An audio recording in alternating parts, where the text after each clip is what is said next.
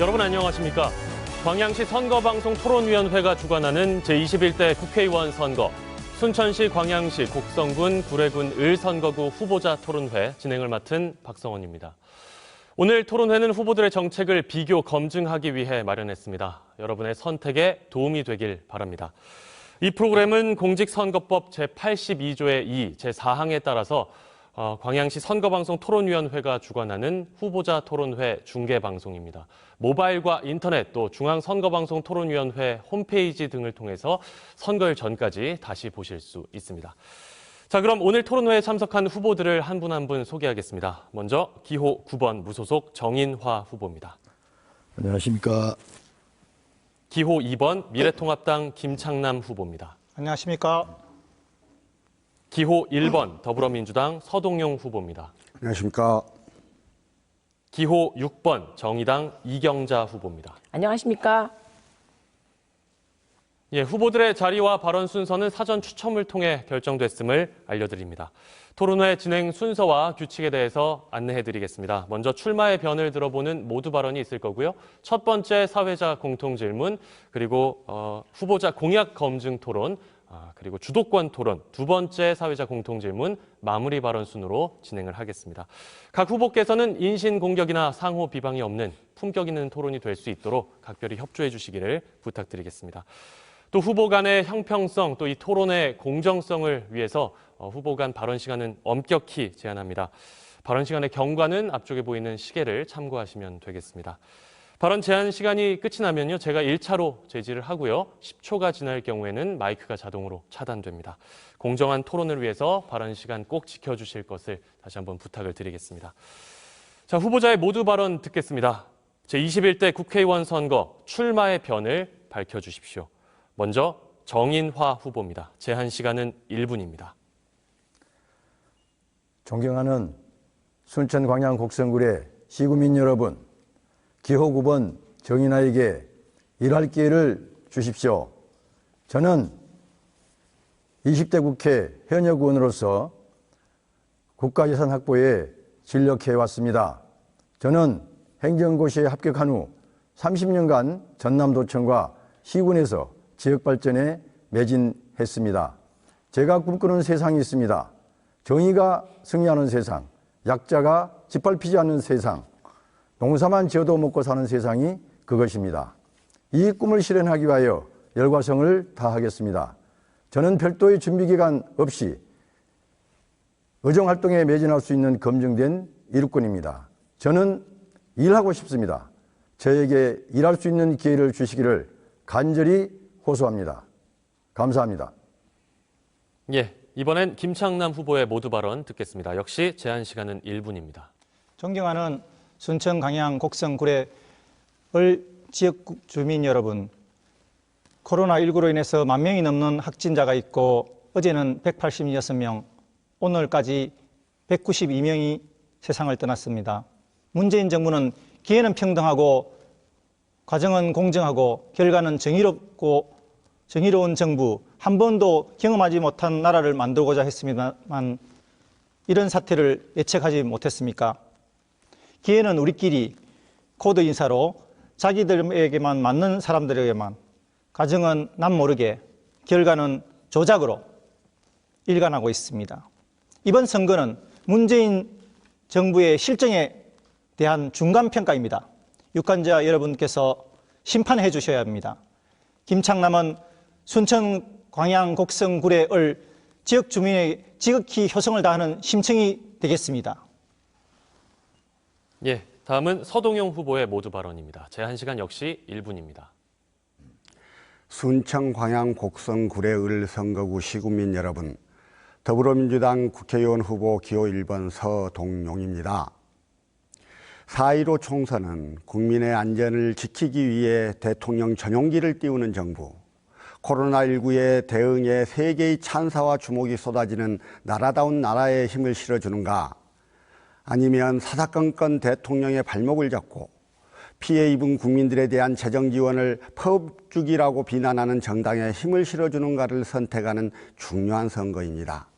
시국민 여러분, 공정하고 안전한 사회, 내 삶의 새로운 변화, 기호 1번 서동영에게 투표하셔서 문재인 정부의 성공과 개혁의 완수에 동참해 주시기를 호소드립니다. 감사합니다. 예, 마지막으로 이경자 후보의 모두 발언 듣겠습니다. 정의당 후보 이경자입니다. 코로나19로 인해 지역 경제가 매우 어렵습니다. 이 방송을 시청하시는 시국민 여러분, 이 위험 또한 슬기롭게 극복해 나가면 좋겠습니다. 더 나은 내일, 함께 숨쉬는 공동체를 만들겠습니다.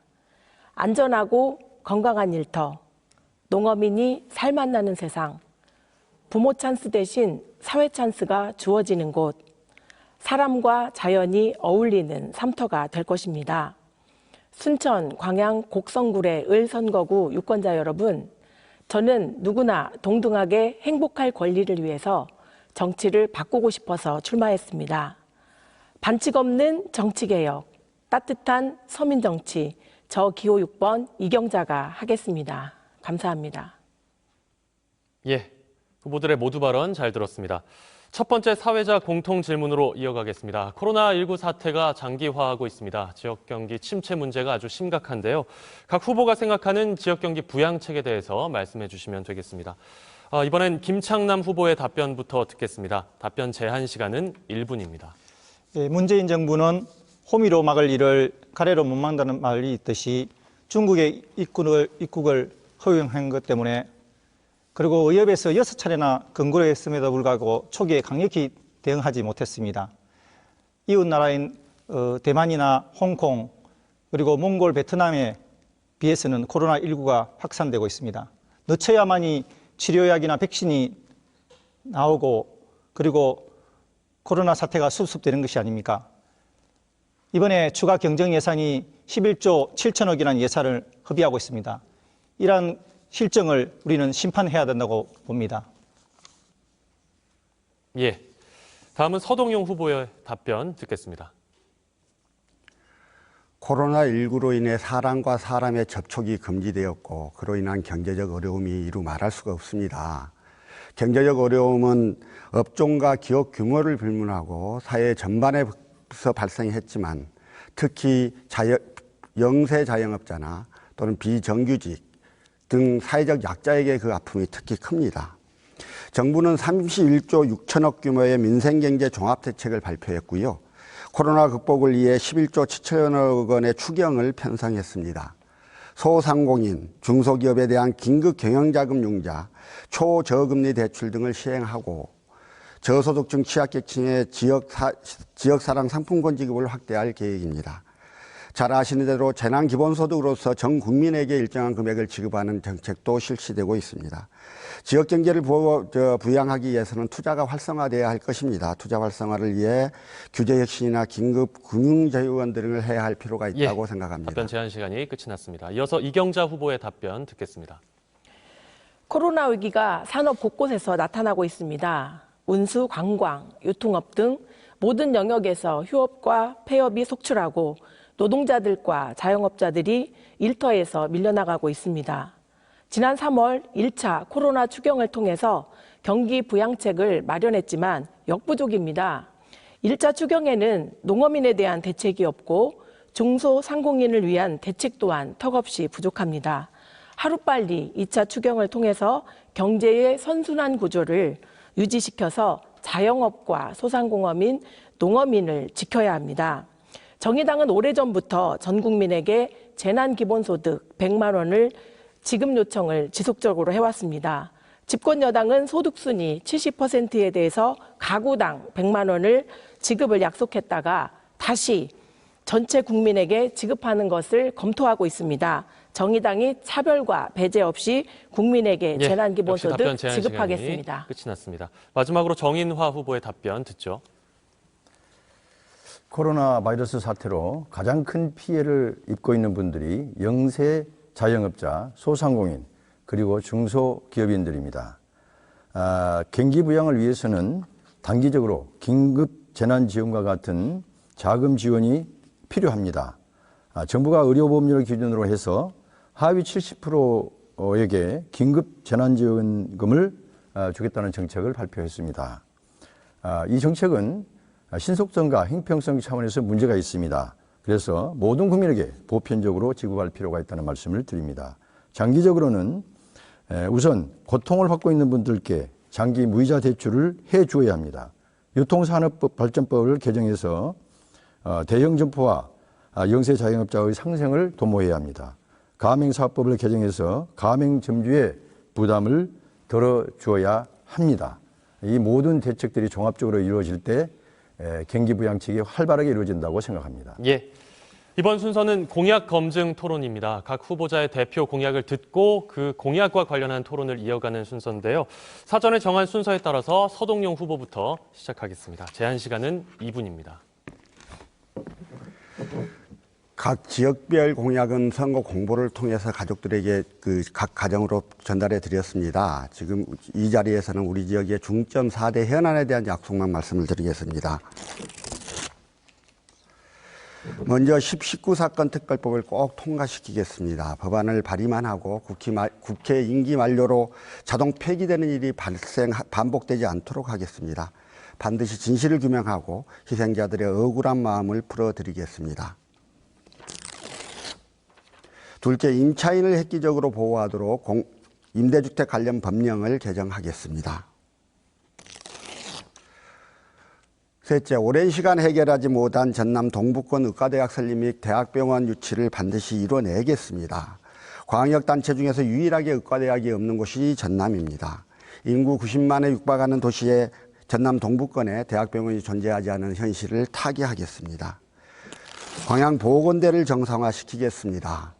광양보건대는 보건 서비스가 더욱 필요해지는 고령화 시대에 더욱 경쟁력 있는 대학이며 광양읍경제의 중요한 축입니다. 문재인 대통령의 공약이자 국정 100대 과제 중 하나인 공영형 사립대로의 전환을 통해 광양보건대를 반드시 살리겠습니다. 이 밖에도 순청, 광양, 곡성, 구례를 위한 지역 공약, 시군민의 안전을 위한 공약, 공정한 사회를 위한 공약, 기업, 교육, 청년, 여성, 노동, 문화예술이나 환경, 농업을 위한 공약을 세심하게 준비해서 실행해 나가겠습니다. 믿고 뽑아주시면 준비된 일꾼으로 충실히 공약을 이행하겠습니다. 예. 역시 사전에 정한 순서에 따라서 이경자, 정인화, 김창남 후보 순으로 서동영 후보에게 질문하실 수 있고요. 질문 시간은 30초, 답변 시간은 1분입니다. 먼저 이경자 후보님, 서동영 후보에게 질문하시죠. 네, 꼼꼼한 공약 잘 들었습니다. 질문하겠습니다. 동북권 의과대학 설립과 대학병원 유치를 공약하셨습니다. 이미 정의당 윤소아 의원께서 끈질긴 노력으로 목포대 의대 설립에 대해서 교육부 연구 용역이 끝났고 보건복지부의 의대 정원 확대 결정만 남아있는 상태입니다. 또 목포 선거구 더불어민주당의 김원희 후보께서 목포 의대 설립을 공약하고 있는데 어떻게 동북권에 설치한다는 것인지 이해가 안 됩니다. 이에 대해서 말씀해 주십시오. 예, 윤소아 의원이나 김원희 후보의 공약이 있으면 그건 되는 거고 그래서 동북권이 안 된다는 말인지 그건 조금 의문이고요. 이렇습니다. 지금 전남 동북권은 여수, 순천, 광양 합하고 구례, 고흥, 보성 합하면 인구가 90만 가까이 됩니다. 이 90만이 되는 도시에서 갑자기 급성 심근경색 환자가 발생했을 경우 어떻게 치료할 방법이 없습니다. 가장 가까운 전남대 화성병원으로 가더라도 1시간 반 내지 2시간이 걸려버립니다. 그래서 이제 이렇게 좀 골든타임을 놓치는 경우가 많기 때문에 이 지역은 특히 대학병원의 필요가 크다라는 생각이고요. 그리고 잘 아시는 대로 우리 지역은 화학단지가 있습니다. 이 화학단지에서 중증 산재 환자가 발생할 경우 긴급한 치료의 필요성이 더욱 큽니다. 대학병원의 필요성이 어디에 더 크느냐의 문제이고요. 그래서 이제 전남 서부권은 서부권대로 또 그렇게 하자고 합니다만 전남 동부권에 더 필요가 크고 저는 더불어민주당 국회의원들하고 같이 협의해서 이 문제를 반드시 풀어내겠습니다. 이어서 정인화 후보님께서 서동영 후보에게 질문하실 수 있습니다. 예, 서동영 후보께서는 임대아파트 임차인들의 문제 해결에 앞장서 왔다고 수차에 걸쳐 밝히고 이 해결을 공약으로 내세웠습니다. 그런데 임차인들의 소송 변호를 맡아서 수임료를 챙긴 것으로 나타났습니다. 변론 활동을 벌이면서 봉사로 포장하는 것이 과연 타당한 일인지 이것은 기만행위가 아닌지 묻고 싶습니다. 이와 관련해서 공약에 대해 설명해 주시기를 바라겠습니다. 예, 답변해 주시죠. 예. 광양에는 유독 그 공공건설 임대주택이 많았습니다. 광양읍에는 송보 7차, 덕진, 광양에 보면 다양한 아파트들이 있었는데 여기서 굉장히 심각한 문제들이 있었고 임대사업자들의 형포가 아주 컸습니다. 제가 광양의 유일한 변호사입니다. 많은 주민들이 어려움이 있자 저를 찾아오셨고요. 이 문제를 같이 논의하고 연구하고 토론해 왔습니다. 주민집회에 가서 제가 설명을 수차례 했고 주민 집회에서의 설명으로 좀 성이 덜 차신 분들을 위해서 개별 상담을 수십 차례 했습니다. 이러한 과정을 거쳐서 소송에 이르게 됐고요. 소송이 필요한 세대에 대해서 소송을 하고 소송을 함에 있어서 변호사로서 수임료를 받는 것을 비난하시면 그건 참 곤란한 일 같고 그 다음에 수임료를 도대체 제가 얼마를 받았는지를 한번 검토를 해보시길 바래요. 제가 무료로 하는 거야 공직후보 예정자로서 기부행위에 해당되기 때문에 할 수 없었지만 최소한의 비용 가까운 비용들을 받고 했다는 점을 예. 말씀을 드립니다. 답변 시간 끝이 났고요. 김창남 후보님, 서동영 후보에게 질문하실 수 있습니다. 예, 서동영 후보님, 이 자리가 어떤 자리입니까? 국회의원을 뽑는 자리입니다. 청년과 청소년들의 모범이 되어야 될 국가의 대표자를 뽑는 자리인 것입니다. 그런데 서동영 후보님께서는 국민의 4대 의무인 국방의 의무를 지지 않았습니다. 그런 국민의 대표자가 될 자격이 없다고 보는데 서 후보는 어떻게 생각하십니까? 예, 제가 군대를 못 갔지요. 제가 전과가 있습니다. 감옥을 갔다 와서 군대를 못 간 건데요. 저는 연세대학교 재학 중에 학생운동, 민주화운동에 투신했습니다. 1985년도에 한 차례 구속이 됐다가 그때는 이제 기소유예로 풀려나서 그건 뭐 전과 기록이 남아있지 않습니다만 1986년도에 부천시 원미동 사거리에서 노동악법 철폐, 민중생존권 쟁취 등의 구호를 외치며 노동자 지원투쟁을 했었습니다. 그런데 그 자리에서 한 200여 명의 시위대가 있었는데요. 진압을 시도하는 경찰관들에게 시위대 중 일부가 돌을 던졌던 것 같아요. 근데 그 돌에 그 경찰관 한 명이 맞아서 전치 2주의 상처를 입었고요.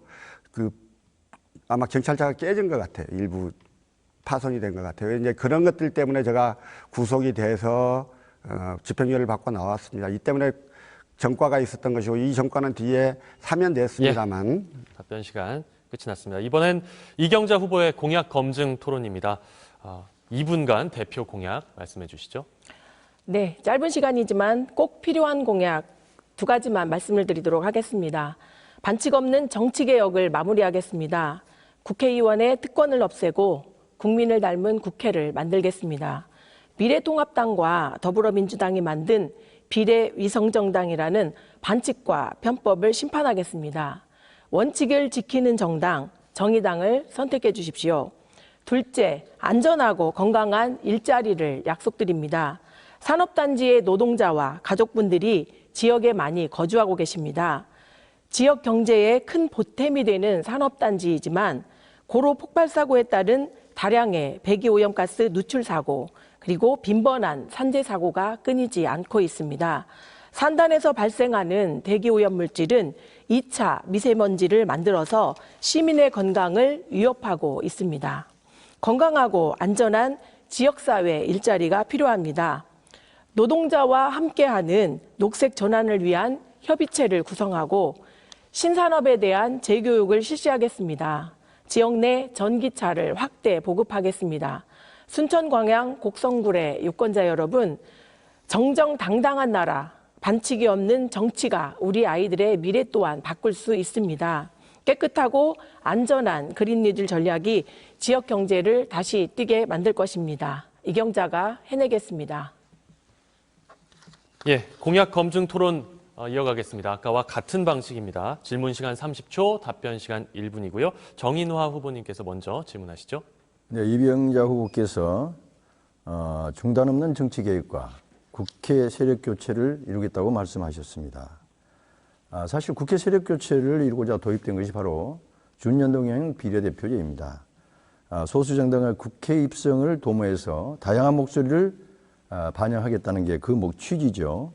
그런데 미래통합당은 미래한국당이라는 위성정당을 만들었고 더불어민주당도 결국 위성정당을 창당했습니다.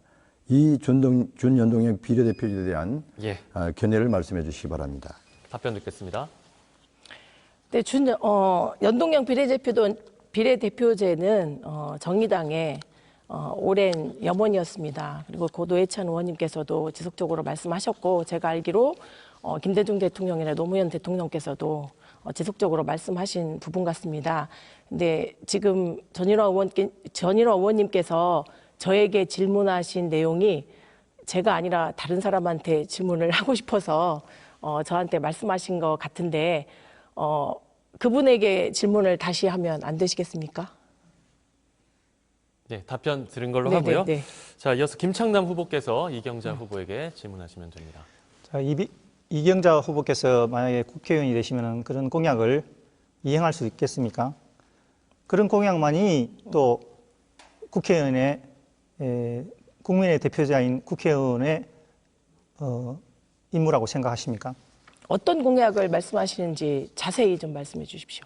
지금 말씀하셨던 공약들 말입니다. 이 두 가지 공약이요? 예. 예, 저는 시당에서 그리고 시민들과 만나면서 듣자 뛰자 이경자를 실천하면서 제일 많이 말씀하셨던 국회 개혁에 대한 것을 공약으로 내세웠고, 그리고 저는 환경운동 활동가로서 지속적으로 환경에 대한 관심이 많았습니다. 그리고 광양에는 국가산단이 있고, 그리고 노동자들과 함께하면서 노동자들이 어떤 어려움이 있는지 또한 알고 있었기 때문에 우리 지역의 경제를 활성화시키고, 그리고 정의로운 전환을 위해서는 저는 정의당에서 지속적으로 주장하고 있고, 그리고 전 세계적으로도 이 그린 뉴딜이 필요하다라고 생각을 해서 저는 이 노동자와 함께하는 그린 뉴딜 정책을 제시한 것입니다. 저는 분명히 국회로 가면 이 사안을 위해서 끊임없이 노력할 것이고, 제가 당선이 되지 않더라도 이것은 기후위기 시대를 맞이해서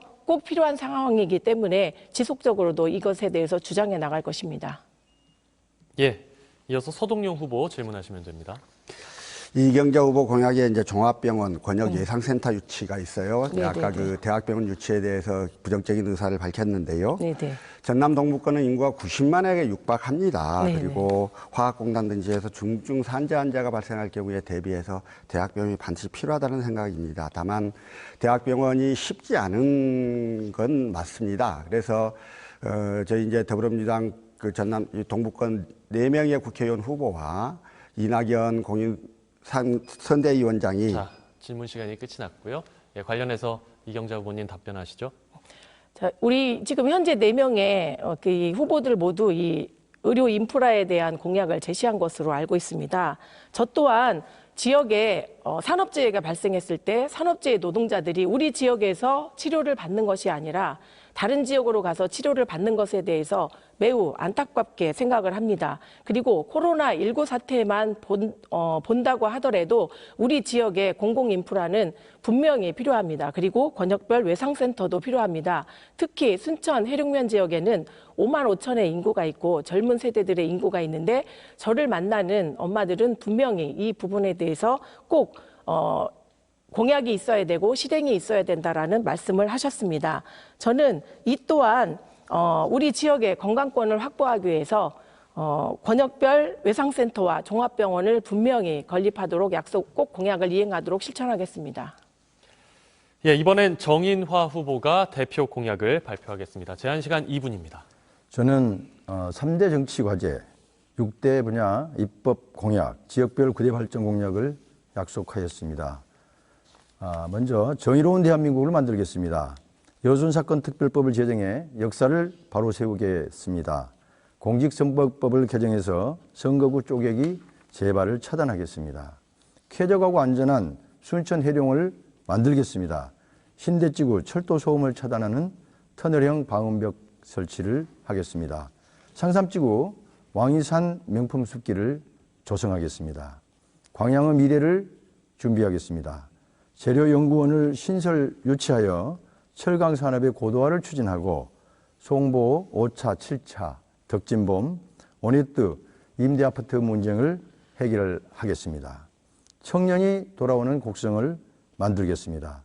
동화 정원을 조속히 추진하고 곡성 먹거리 특화 사업을 조성하겠습니다. 곡성군이 추진해서 올해 하반기 설립 예정인 미래교육재단의 전문 상주 인력을 확보하고 아동 청소년 100원 버스를 도입해 통학을 돕겠습니다. 힐링관광 청정구례를 만들겠습니다. 제가 임기 중에 예산을 확보한 중산 다목적 저수지를 조기에 완공하겠습니다. 또한 온천지구에 물 테마파크 조성으로 사계절 관광 여건을 확립하고 백운산 섬진강 일대를 생명문화 특구로 조성하고 지리산 조리공원 등 생태환경 교육시설도 유치하겠습니다. 지난 4년간의 의정활동을 통해 엄선한 순천 광양 곡성구리의 희군민께 드리는 약속입니다. 말꾼이 아닌 일꾼 기호 9번 정인아 후보입니다. 선택해 주시기를 간절히 호소드립니다. 감사합니다. 예, 관련해서 다른 세 후보가 질문하실 수 있습니다. 방식은 아까와 같고요. 먼저 김창남 후보님 질문하시죠. 예, 정인아 후보님께서는 20대 국회의원 당선되기 전에 매니페스토를 많이 말씀하셨고 공약 사항을 이행한다고 공약을 냈습니다. 그런데 또 이번에 또 은행 일치가 되는 것인지 이번에 또 이런 공약도 빈 공자 공약이 되지 않을 것인지 좀 의문스럽습니다. 네, 공약은 일단 실천되는 것이 맞습니다. 그렇지만 공약을 실천하는 과정에서 예측할 수 없었던 변수가 생길 수 있고 그리고 또 추진하는 과정에서 문제가 생겨서 추진이 더딜 수도 있습니다. 100% 완료된 공약만을 매니페스토가 완료됐다고 보는데 다른 평가기관과는 좀 차이가 있는 것 같습니다. 제가 공약한 내용 중에는 뭐 10%, 20% 또는 50%, 70% 이런 식으로 추진 중인 공약들도 많다는 것을 말씀드리겠습니다. 이러한 공약들은 제가 만약 21대 국회에 진출한다면 역시 중단 없이 추진을 해서 결국 시군민들께 약속한 사항을 실천하는 그러한 국회의원이 되도록 하겠습니다. 예, 이어서 서동용 후보께서 질문하실 수 있습니다. 정인아 후보께서는 그 20대 국회에서 최초로 여순특별법을 발의했음을 항상 자랑하고 내세우고 계십니다. 지금 현재 20대 국회는 5개의 법률안이 발의가 되어 있지요. 근데 어느 것 하나 제대로 된 심리도 이루어지지 않는 상태인데요. 제가 좀 궁금한 거는 그 당시 민평당의 정인아 후보와 이용주 의원 두 분이 각각 법률안을 내셨더라고요. 그렇지 않아도 보수 세력의 저항에 의해서 통과가 쉽지 않은 법률안에 대해서 두 사람이 단일안을 만들지 않고 각자 제출한 이유가 무엇인지 궁금합니다. 자, 답변 1분 듣겠습니다. 예, 제가 2017년 4월 최초로 여순사건 특별법을 발의했습니다. 내용은 진상규명, 명예회복, 그리고 최종적으로 보상 그런 내용을 담고 있습니다. 그 후에 다른 내부의 국회의원들이 거의 1년 6개월 후부터 집단으로 발의하기 시작을 했습니다. 이용주 의원이 추가로 여순사건 특별법을 발의한 것은 의원 개인의 자유입니다. 저하고 이 협의해야 할 의무가 있는 것은 결코 아닙니다. 제가 차제에 지금 말씀드리고 싶은 것은 만약에 민주당이 이것을 당론으로 채택했더라면 상당히 긍정적인 통과 신호가 있었을 것이다 이런 생각을 하게 됩니다. 예, 답변 시간 끝이 났고요. 이어서 김창남 후보의 공약 검증 토론으로 이어가겠습니다. 대표 공약을 저 질문합니다. 이경자 후보님 끝으로 정인아 후보님께 30초간 질문하시죠. 전인아 후보님께서는 현 의원이십니다. 그리고 광양 포스코에는 정규직 노동자 수와 맞먹는 협력업체 노동자들에 있습니다. 그런데 전인아 후보님 4년 전 공약이나 이번 공약에 보면 노동공약에 대한 부분이 빠져 있습니다. 그리고 포스코 대기오염 문제나 폭발 사고가 있을 때에도 전인아 후보께서는 별다른 입장을 밝히시지 않으셨고 그리고 포스코 기살리기 운동에 참여하셨던 걸로 제가 기억이 납니다. 이 부분에 대해서 말씀해 주십시오. 답변 듣겠습니다. 예, 저는 광양망건이 대기 오염이 매우 심각하다는 사실에 주목하면서 대기질 개선을 위해서 나름대로 노력해 왔습니다. 그 단적인 예가 목질개 화력발전소의 입지를 이 환경단체들과 협력해서 전적으로 극단적으로 막았다는 사실을 말씀을 드리겠습니다. 포스코는 우리 모두가 사랑해야 하는 기업입니다. 포스코 기살리기에 참석했다고 해서 그것이 환경과 무슨 관계가 있겠습니까? 포스코는 일단 우리가 중시해야 할 기업이고, 다만 포스코가 무슨 문제가 있다면 그거는 우리가 해결해 나가야 됩니다. 특히 이 대기오염 물질을 배출한다면 그것은 해결해야 하고, 저는 지속적으로 포스코에 그 사항을 요구를 해왔다는 말씀을 드리겠습니다. 예, 마지막으로 김창남 후보의 대표 공약 듣겠습니다. 제한 시간 2분입니다. 저는 이 공보물에 적혀 있는 것과 같이 이 정치 공약, 경제 공약, 지역 공약을 이행하겠습니다. 또한 곡성의 유건기 군수님을 도와서 심청축제와 장미축제를 국내 여러 전문가들을 초청하고 또 홍보를 강화해서 국내뿐만 아니라 여러 나라에도 홍보하겠습니다. 그리고 강양의 정형복 시장님을 도와서 인구 늘리기를 협조하겠습니다. 또한 구례 군수님 김순호 군수님을 역전 사업인 케이블카 사업을 타당성을 조사를 해서 면밀히 문제점이 없는지를 검토하고 수익성을 검토하겠지만은 반드시 성공시켜 드리겠습니다. 예, 시간이 좀 남았는데 그만 쓰시겠습니까? 예. 자, 이어서 서동용 후보님께서 김창남 후보에게 질문하실 수 있습니다. 예, 제가 이제 김창남 후보의 제가 신대와 관련한 제 공약을 가지고 질문을 좀 드려야 될 것 같아요. 저는 순천 해룡 지역에 대해서 예술의 전당, 도서관, 복합문화공간 건립, 그리고 돌봄 특구를 지정하고 365일 24시간 아동 돌봄센터를 운영하겠다. 신대지구 6내시 10단지의 진입구간 도로를 확장하고 매항 교차로 부근 교통체증을 해소하겠다, 이런 약속을 드리고 있는데요. 이 공약들에 대해서 어떻게 평가하는지, 그리고 이 공약의 이행에 동참할 의사가 있으신지 밝혀주시기 바랍니다. 예, 아주 좋은 공약이라고 생각합니다. 제가 국회의원이 되든지 서동영 후보가 국회의원 되든지 서로 지역 사회를 위해서 도와야 되는 것은 당연한 일이겠죠. 예. 이어서 이경자 후보님, 김창남 후보님께 질문하시죠.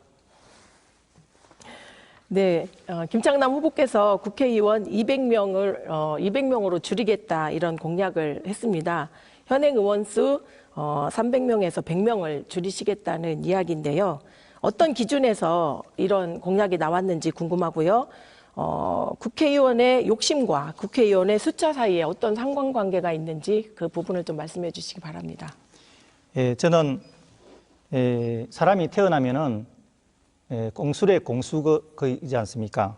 빈손으로 태어났는데 빈손으로 태어나고 또 죽을 때도 빈손으로 죽는 것입니다. 정치인이 당선만 되면은 욕심을 부리고 월급 세비를 더 많이 받으려고 그러고, 그리고 예산을 확보해서 자기 사람들에게 떠넘기기를 하고 있습니다. 저는 말씀하셨던 200명의 국회의원 숫자도 더 줄여야 된다고 봅니다. 우리나라가 좁은 땅덩어리 아닙니까? 국민의 대표자인 국회의원을 뽑는데 뽑아도 정말로 일하지 않는 국회의원들이 많습니다. 이런 부분을 바꿔나가야 된다고 저는 확신하고 있습니다. 예, 이어서 정인화 후보님 질문하시죠. 김창남 후보님 공약을 보면 국회의원이 되면 지역의 사회봉사 지원단체에 수시로 기부를 하겠다 하고 약속을 했습니다. 공익을 위한 충정이라고 생각을 하지만 선거법은 조심해야 될 것 같고요. 어떤 일이 공익을 위해 하는 일이라고 말하라면 내 호주머니 사정 같은 경제적인 이익은 생각해서는 안 된다고 봅니다. 청렴한 태도를 지켜야 되죠. 겉으로는 공익을 위한다고 말하고 뒤로는 경제적 이익을 취하는 행위를 한다면 이에 대해서는 어떻게 생각을 하십니까? 예, 지금 이제 국회에서 김영란법이 있습니다. 김영란법에는 순기능도 있고 역기능이 있습니다. 투명한 사회를 만든다는 것이 순기능이라고 저는 보고, 역기능은 우리 환경에 맞지 않습니다. 부자가 가난한 사람들한테 돈을 도와주고 싶어도 김영란법이 있으니까 돈을 도와주지 못한다. 그렇게 말씀하시지 않습니까? 저는 해낼 것입니다. 여기에서 수시로 기부한다는 게 아니고 저는 전부 기부할 것입니다. 제가 돈 벌려고 온 것이 아닙니다. 돈 벌려고 국회의원 출마한 것이 아닙니다. 저는 나라를 위해서 일할 것입니다. 예, 답변 다 하셨나요? 공약 검증 토론이 끝났습니다. 이번에는 후보 간 주도권 토론으로 이어가죠. 주도권을 잡은 후보가 다른 후보에게 질문하실 수 있고요. 질문을 받은 후보는 답변하시는 방식입니다. 토론의 주제는 각 후보가 자유롭게 정하실 수 있습니다. 과정에서 인신공격과 비방은 삼가시고요. 질문과 답변 시간 역시 잘 준수해 주시기를 부탁드리겠습니다. 질문 시간 역시 30초, 답변 시간 1분입니다. 이경자 후보부터 주도권 토론 시작하겠습니다. 네, 서동영 후보에게 질문을 드리도록 하겠습니다. 곡성에 대한 공약을 보니까 미래교육재단 설립이나 군청사 신축 등이 있었습니다. 두 사안은 이미 지난해에 확정이 되어서 진행되고 있는 사업으로서 국회의원 후보가 공약으로 내놓기에는 적절하지 않다는 판단입니다. 그만큼 지역 현안에 대한 준비가 부족하다는 것을 증명하는 것으로 보이는데요. 농업농촌을 살릴 공약이 있으면 말씀해 주시기 부탁드립니다. 예, 우선 그 부분에 대해서 제가 좀 설명을 드려야 될 것 같아요. 이제 군청사 건립과 관련해서 이제 군비로 하기로 돼 있어요. 근데 처음에 저희가 공약을 만들 당시에는 그 부분이 확정이 되지 않은 상태였고요. 그 이후에 군비가 이제 예산이 확정이 됐습니다. 그래서 그 부분에 대해서 저희가 별도로 해명도 좀 했고요. 일단 지금 현재까지는 총 360억 드는 거가 한 200억 정도가 확보가 된 걸로 알고 나머지에 대해서는 지원이 좀 필요할 겁니다. 그 곡성은 이제 그 농촌입니다. 그 많은 수려한 자연과 자연환경을 가지고 있고 많은 사람들이 모여들어 살기에 충분한 곳인데 인구가 계속 줄어들고 있습니다. 곡성의 기농기촌이 활성화되도록 하기 위해서는 여러 가지 좀 제도적인 장치들이 있어야 할 것인데요. 저는 이제 특히 농촌 지역에 그 생산한 생산품들을 현지에서 바로 가공해서 부가가치를 높여서 팔 수 있는 소규모 단위의 가공 공장들을 설립을 좀 강화하겠다 이런 약속을 드립니다. 예, 이경자 후보님 이어서 정인화 후보님께 질문하시죠.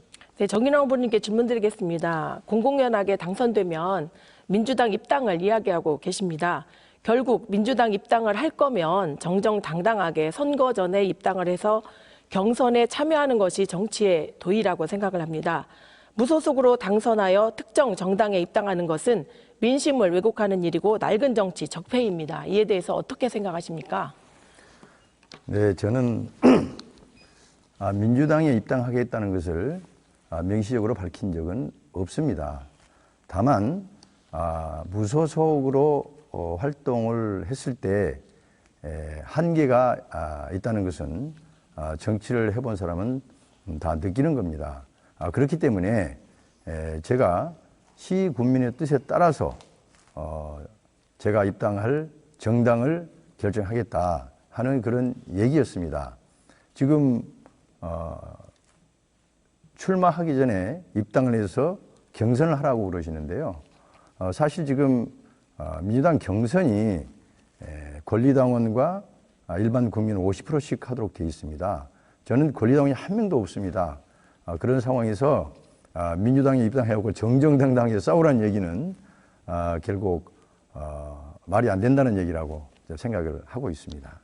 예, 이어서 김창남 후보에게 질문하시죠. 네, 김창남 후보님, 저는 12월 17일부터 후보로 등록해서 지금까지 현장에서 길거리에서 시장에서 이렇게 코로나19를 극복하면서 선거운동을 했습니다. 지난주에 그 전통 오일시장에서 김창남 후보님의 모습을 멀리에서 제가 보고 참 반가웠습니다. 그래서 제가 인사를 드리고 싶었는데 못 드렸습니다. 시장에서 선거운동을 하신 느낌이 어떠셨는지 질문 드립니다. 예.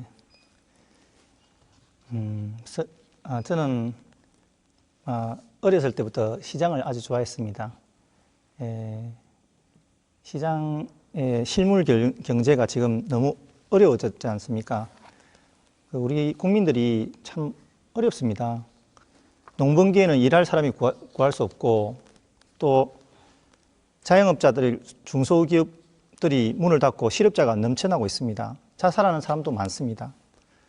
농촌에는 무상복지 정책으로 일관을 하다 보니까는 성장 동력을 잃었습니다. 그래서 민생 경제를 회복시켜야 된다고 저는 생각합니다. 그런 의미에서 시장에 다가가서 사람들을 만나니 너무 반가웠습니다. 예. 자, 이어서 정인화 후보가 주도권을 갖고 토론하겠습니다. 같은 방식이고요. 김창남, 서동용, 이경자 후보 순으로 질문해 주시기 부탁드립니다. 네, 김창남 후보께 질문드리겠습니다. 지금 광양 지역의 악덕 임대 사업자들 횡포가 심각합니다. 광양뿐만이 아니고 전국에 걸쳐서 문제가 많습니다. 그래서 저는 2018년 예길이 특위에서 교통부 장관에게 해결을 촉구했고 국토부와 함께 민간 임대주택에 관한 특별법 개정안을 발의를 했습니다. 그러나 이 거대 양당의 싸움으로 처리되지 못했는데요. 이에 대한 후보님의 의견과 공약이 있으면 말씀해 주십시오. 답변 듣겠습니다. 예, 문재인 정부는 소득 주도 성장이나 최저임금제를 실시해서 실패한 정책이 되어 있습니다. 시장의 원리에 맡기지 않고 정부의 역할을, 정부가 시장 기능을 작동하지 않는 부분을 개입해서 정부 주도로서 시장을 개입하는 이런 사회주의 국가 체제의 발상입니다. 지금 말씀하셨던 악덕 임대업자에 대해서는 착한 임대업자가 될 수 있도록 이렇게 금고해야 되겠죠. 지금 말씀하셨던 2018년부터 그렇게 활동하시는 부분에 대해서 경의를 표합니다. 예, 이어서 질문하시죠. 네, 서동용 후보께 묻겠습니다. 전남 동부에 의과대학을 유치하고 대학병원을 설립한다고 밝혔습니다. 정부의 확고한 방침이 더 이상의 의과대학을 설치하는 것은 없다 하고 밝혔고 또 장소가 의문입니다. 어디에다가 설치한다는 것인지 또 서부권 민주당 후보들은 전남 동부대학병원 유치 논의에 즉각 반발했습니다. 이와 관련해서 답변해 주시기 바랍니다. 예. 장소까지 정해놓고 유치 의사를 밝힐 수는 없지요. 제가 국회의원 아니잖아요. 국회의원님께서 그런 거 하시면 좋았을 텐데 안 하시니까 이제 제가 공약으로 말씀을 드리는 거고요. 전남 서부권은 또 서부권대로 대학병원의 필요성들을 많이 이야기합니다. 그러나 아까 말씀드렸던 대로 전남 동부권은 인구가 90만에 육박하고 있습니다. 이 거대한 그 인구가 있는 곳에 대학병원이 반드시 설립이 필요합니다. 이제 대학병원 설립이 쉬운 문제는 아니라고 생각을 합니다. 그래서 저희는 그 전남 동부권에서 선출되는 더불어민주당 국회의원들과 함께 이 문제를 풀겠다고 말씀을 드리는 거고요. 지난 3월 29일에도 이낙연 더불어민주당 공동상임선대위원장이 오셨을 때 그 4명의 국회의원 후보가 그 문제에 대한 이게 포함된 정책 협약식을 갖기도 했습니다. 반드시 통과시킬 거고요. 대학병원 유치와 의과대학의 설립은 좀 별개의 그 내용들이 있는 것입니다만 좀 시간이 없습니다. 구체적인 부분들은 추후 제가 좀 설명을 드리겠습니다. 답변 여기까지 듣죠. 정인화 후보님, 이경자 후보에게 질문하시죠. 예, 이경자 후보께서 국회 정치 계획에 대해서 아까 말씀을 해주셨습니다. 저는 국회 정치문화 개혁 포럼을 만들어서 국회 정치를 개혁하지는 안 된다는 생각을 가지고 그에 대한 또 수많은 얘기들을 하고 있습니다. 우리 이경자 후보께서 생각하시는 정치 개혁은 어떤 개혁이십니까? 제가 현장에서 주민들과 만나면서 들었던 얘기들 중에 대부분은 국회의원들이 월급, 고액의 월급은 받으면서 방송에서 보여지는 모습은 늘 싸움만 한다. 그리고 주도권 싸움만 한다. 기득권 싸움만 한다라는 얘기였습니다. 그래서 저는 그분들의 말씀을 바탕으로 공약을 만들었고 제가 국회의원으로 들어가면 현재 국회의원들의 모습이 아닌 제 자신이 현장에서 의견을 듣고 그것을 공약으로 만들고 실천하면서 그런 국회의원의 모델이 되겠다 이런 결심을 했습니다. 그러한 결심이 바로 국회의원들의 모습을 개혁하는 것이 아닐까라는 생각을 들고요.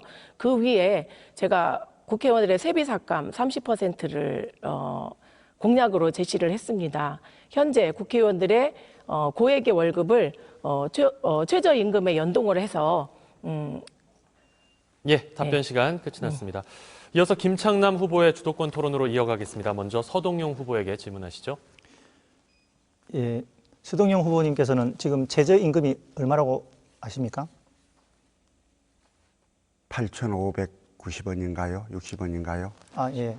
8,590원. 올해 2020년 예. 8,590원 맞습니다. 잘 아시네요. 최저임금이 지금 제로서 최저임금을 올리자 중소기업에서 직원들을 해고하는 사태가 비일비재하잖아요. 여기에 대해서 어떻게 생각하십니까? 그리고 탈원전 정책도 실패한 정책입니다. 자, 답변 듣겠습니다. 1분입니다. 최저임금과 탈원전 정책을 저한테 1분 이내에 다 설명하라고 하면 말씀드리기는 어려울 것 같고요. 이제 그 문재인 정부는 소득주도 성장의 틀에 이렇게 서 있습니다. 그러니까 그 돈을 국민들이 갖는 것, 소득을 갖는 게 또 다른 성장의 이 바탕이 된다는 취지인 것이지요. 그래서 그 많은 소득을 통해서 성장의 동력들을 이끌어내는 이러한 정책들을 추진하는 거고, 최저임금의 상승은 그러한 그 수단 중에 하나였습니다. 다만 이제 최저임금이 상승되는 과정에서 어쨌든 영세한 그 자영업자들의 피해들이 발생했고요. 이 부분에 대해서는 별도의 지원책들이 있어야 할 것인데 그 부분이 조금 부족함이 있었던 거는 뭐 대통령께서 인정을 하신 부분입니다. 앞으로 보충해 나가야 할 것입니다. 다만 그 어떤 형태로든 좀 내수 경제가 진작되어야 경제 규모가 더 커지고 우리가 더 나은 사회가 됩니다. 그러기 위해서는 소득주도 성장의 틀들은 계속 유지해 가야 할 것입니다. 끝났습니다. 이어서 이경자 후보에게 질문하시죠. 김창남 후보님. 예. 이경자 후보님 아주 말씀을 잘하시고 훌륭하십니다. 저 공약을 보셨는지 모르겠습니다만은 이 공생 공약으로서 말씀드립니다. 당은 다르지만은 제가 만약 당선되면은 보좌관으로 모시려고 하는데 어떻게 생각하십니까? 저는 김창남 후보님께서 제시하신 공약들 중에 몇 가지가 의문사항이 좀 드는 부분이 좀 있어서 제가 만약에 보좌관으로 가면 그 몇 가지를 좀 수정한다는 전제하에 좀 고려를 해보도록 하겠습니다. 네, 감사합니다. 예, 이어서 정인화 후보에게도 질문하시죠. 예, 정인화 후보님 훌륭하십니다. 예, 그동안 노력 많이 하셨고, 근데 이 좋은 일꾼 한 번 더라는 말씀을 이 슬로건으로 내셨는데 좋은 일꾼의 이 기준이 어떻게 되는 겁니까? 예, 답변 듣겠습니다. 네. 사실 제가 의정 활동을 하면서 저는 국민들로부터 검증을 받았다고 생각을 합니다. 제가 초선이지만 4년 연속 호남에서 유일하게 국정감사 우수원상을 받았고 4년 연속 헌정대상을 받았습니다. 300명 중 13위를 기록을 했습니다. 반부패 청렴대상도 받았습니다. 연 2년간 국회를 빛낸 바른 정치언어상도 받았고 또 110건의 법안을 발의해서 44건을 통과시켰습니다. 그 중에는 부동산 특별조치법, 양봉산업법과 같은 많은 칭찬을 받는 법안도 있습니다. 이러한 모든 것들을 감안해 볼 때 많은 분들로부터 좋은 일꾼이다 하는 그런 평가를 받고 있다고 생각합니다. 제한 시간이 끝이 났고요. 자, 서동용 후보의 주도권 토론으로 이어가겠습니다. 이번엔 이경자 후보에게 먼저 질문하시죠. 예, 문재인 정부와 더불어민주당은 노동 존중의 가치를 가지고 있습니다. 저도 더불어민주당 후보로서 노동 공약 중 하나로요. 택배, 대리, 배달직 등 특수고용 노동자를 위한 24시간 쉼터와 교육 정보 공유를 위한 공간 마련을 제시했습니다. 노동 존중을 앞세우는 정의당 후보로서 이경자 후보가 좀 내세우고 싶은 노동 공약이 있으면 한 가지만 좀 소개를 해 주시죠. 예, 저는 작년에 포스코 사태를 보면서 중대재해기업 처벌법을 꼭 만들고 싶다는 생각을 했습니다. 우리 지역에 산단이 많이 있고 그리고 그 산단에서 지속적으로 끊임없는 사건 사고가 발생하고 있습니다. 그런데 사건 사고를 당하고 나서도 떳떳하게 치료를 받지 못하고 그리고 재해를 당한 사람들에게 중징계가 내려지고 그리고 원청이나 국가는 그 책임을 지지 않는 것에 대해서 저는 매우 안타깝게 생각하고 노동자들도 그에 대해서 많은 요구들이 있었습니다. 그래서 저는 우리 지역의 노동 현장에 산재되어 있는 이러한 문제들을 조금 직접 나서서 해결해 보고 싶어서 중대재해기업처벌법이나 동일노동, 동일임금법 제정에 앞장서도록 하겠습니다. 예, 이어서 정인화 후보에게 질문하시죠. 코로나19로 인해 전 세계가 홍역을 앓고 있고요. 이 바이러스가 세계사의 질서를 바꿔버렸다 이런 말도 있습니다. 코로나19 발생 초기 미래통합당과 보수 언론에서는 문재인 정부의 대응과 방역에 대해 사사건건 시비를 걸었지요. 근데 세계는 오히려 한국 정부의 코로나19 대응에 대해 주목하고 찬사를 보내고 있습니다. 코로나19에 대한 문재인 정부의 대응에 대해서 정인화 후보께서는 어떻게 평가하시는지 말씀을 좀 해주십시오. 예, 코로나19가 수많은 사람들에게 영향을 미치고 모든 활동을 중단시키고 또 국가 경제와 지역 경제를 초토화시키고 있다 하는데 많은 사람들이 공감하고 계십니다. 코로나19가 계속 확산되는 추세에 있기 때문에 우리는 긴장을 늦추지 않고 이에 대한 방비에 최선을 다해야 한다고 생각을 합니다.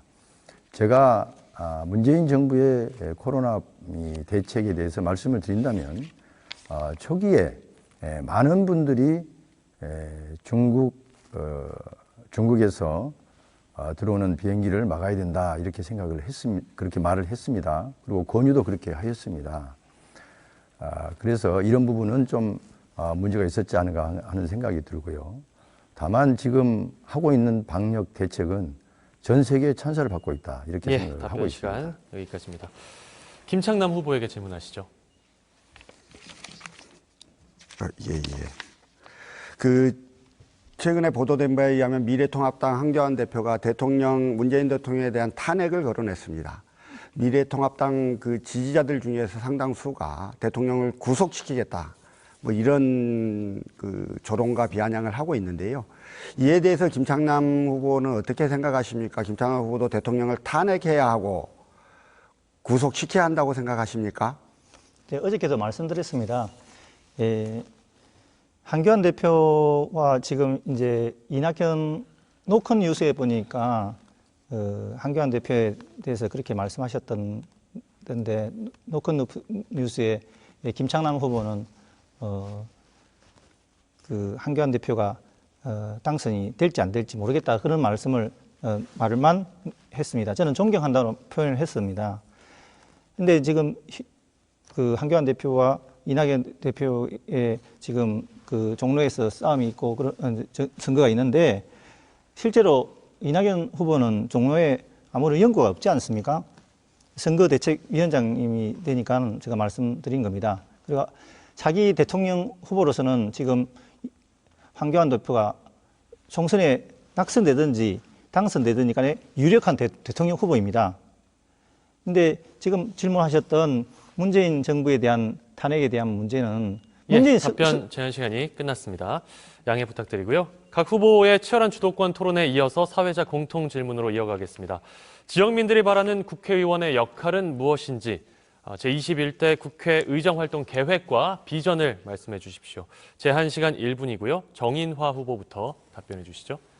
예, 저는 21대 국회에 진출한다면 우선 국회 정치 문화를 개혁하겠다는 각오를 다지고 있습니다.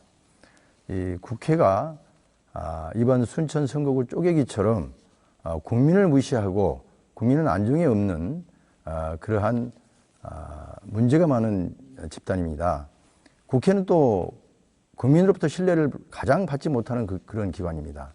그래서 국회를 개혁하지 않으면, 정치 문화를 개혁하지 않으면 국회는 영원히 국민으로부터 신뢰받지 못하는 기관으로 전락할 것이다. 그 다음에 제가 최초 발의해서 통과시키지 못한 여순사건 특별법, 이거 남은 임기 동안에 통과시키기 위해서 노력하고 불가능하다면 21대 국회에서 반드시 통과시키도록 노력을 해 나가겠습니다. 네, 이어서 김창남 후보 답변해 주시죠. 예, 제가 국회의원이 되면은 아까 전에 말씀드렸던 정치 공약, 경제 공약, 지역 공약을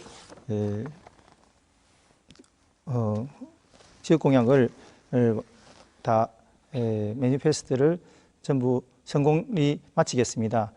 근데 이제 또한 1987년도부터 우리 헌법이 벌써 33년이 지났는데 헌법이 개정된 헌법이 새로운 헌법으로 되지 않았습니다. 이런 부분을 헌법도 좀 쉽게 만들어야 된다고 보고 조문도 좀 줄여야 봅니다. 지금 헌법이 130조인데 1항부터 2항, 3항, 4항 조문수가 너무 많습니다. 이런 부분도 고쳐 나가야 되겠죠. 또한 경제적으로는 민생 경제를 회복하는 것에 주력을 하겠습니다. 예, 이어서 서동용 후보 답변해 주시죠. 저는 우리 지역에서 초등학교, 중학교, 고등학교를 졸업하고 순천 광양 지역에서 그 사업을 한 경험이 있습니다. 2015년도부터는 광양시에 변호사 사무실을 두고 모든 지역 현안에 같이 해왔습니다. 피해를 입은 지역민들과 함께 해왔습니다. 앞으로도 지역민과의 소통을 계속 이어나가겠습니다.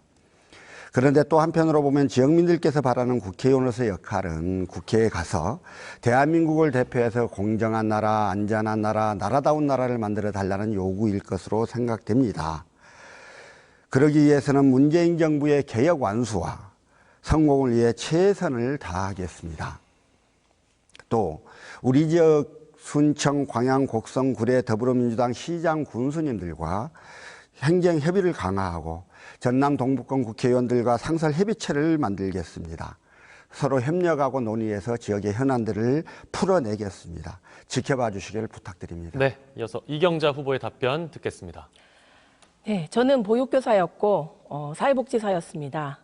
저를 만나는 대부분의 청소년 활동 하시는 분 그리고 사회복지사, 보육교사들은 저에게 현재의 사회복지법이나 보육법에는 현재 시대의 어려움이라든가 그리고 새로 반영돼야 될 문제들이 녹아있지 못하다는 의견을 많이 주셨습니다.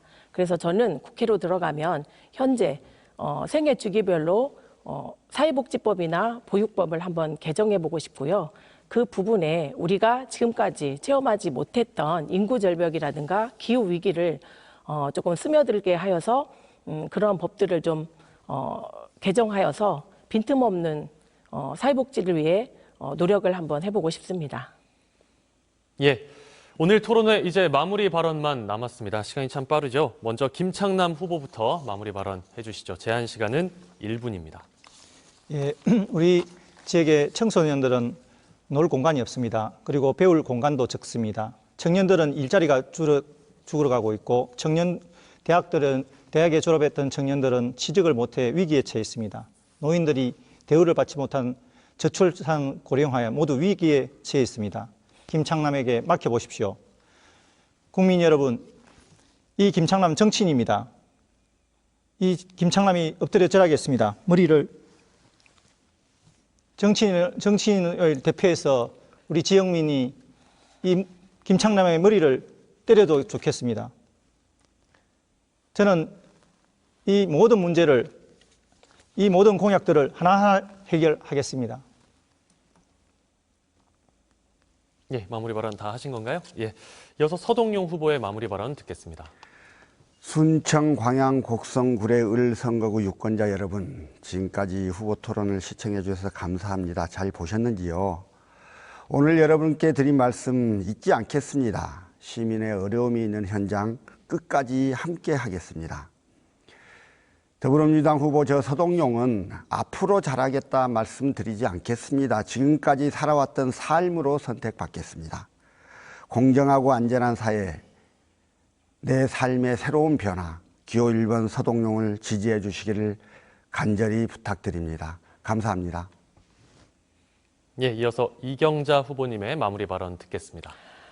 네, 국회의원을 얼마나 신뢰하십니까? 국회의원은 신뢰도 조사에서도 최하위에 놓여 있습니다. 믿을 수 없는 사람, 그리고 기득권 싸움만 하고 일하지 않는 사람, 선거철에만 표 달라고 다니는 사람, 그것이 지금 우리나라 국회의원의 모습입니다. 2018년 고 노회찬 의원은 교섭단체 원내대표에게 지급되는 특수활동비를 전액 반납했습니다. 저 이경자와 정의당은 고 노회찬 의원의 뜻을 따라서 특권을 반납하는 국회의원, 시군민의 이야기를 들어서 실천하는 국회의원이 되겠습니다. 국회의원 세비 삭감 30% 국민 소환제를 꼭 도입하겠습니다. 반칙 없이 당당하게 원칙을 지키며 정의당 기호 6번 이경자가 끝까지 하겠습니다. 감사합니다. 예, 끝으로 정인화 후보님 마무리 발언 해주시죠. 존경하는 시군민 여러분, 기호 9번 정인화에게 일할 기회를 주십시오. 저에게는 행정고시에 합격하여 쌓은 30년의 공직 경험과 4년간의 의정활동 경험이 있습니다. 이러한 경험들은 시군민 여러분들을 위해서 매우 유용하게 쓰이는 소중한 경험이라고 생각을 합니다. 저는 정직하고 진정성 있게 여러분들과 이웃집 아저씨처럼 어울리겠습니다. 같이 기뻐하고 같이 울겠습니다. 그런 가운데 저는 여러분들의 가려운 데를 긁어드리겠습니다. 존경하는 시군민 여러분, 저는 일하고 싶습니다. 저에게 일할 기회를 주시기를 간절히 부탁 말씀드리면서 감사하다는 말씀을 아울러 드리겠습니다. 예, 마무리 발언까지 모두 끝이 났습니다. 제21대 국회의원 선거 순천시, 광양시, 곡성군, 구례군 을 선거구 후보자 토론회 여러분 어떻게 보셨습니까? 모바일과 인터넷 또 중앙선거방송토론위원회 홈페이지 등을 통해서 선거일 전까지 오늘 토론회를 다시 보실 수 있습니다. 투표는 우리의 소중한 권리입니다. 여러분 오늘 토론회 참고하셔서 소중한 한 표 꼭 행사하시기 바랍니다. 오늘 토론 마칩니다. 이어서 후보자 합동연설회를 보내드리겠습니다. 긴 시간 시청해주신 여러분 고맙습니다.